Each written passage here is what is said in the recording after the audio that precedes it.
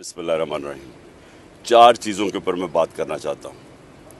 सबसे पहले कि जबकि मेरे पैर पे स्वेलिंग है, उसके बावजूद क्योंकि अदालत ने तलब किया है, मैं ये बताना चाहता हूँ कि हम अपनी अदालतों का एहतराम करते हैं। जो ये दूसरे नहीं जो कि सारा वक्त अगर फ़ैसला इनके लिए ना आए तो ये हर किस्म का ज़लील हरकतें करते हैं, प्रोपेगेंडा करते हैं जजेस के ख़िलाफ़। दूसरी चीज़, मैंने 3 दिन पहले लाहौर हाई कोर्ट को मैंने वाज़े कहा है कि 2 दफ़ा मुझे कत्ल करने की कोशिश की है, ये जिसको हम डर्टी हैरी कहते हैं।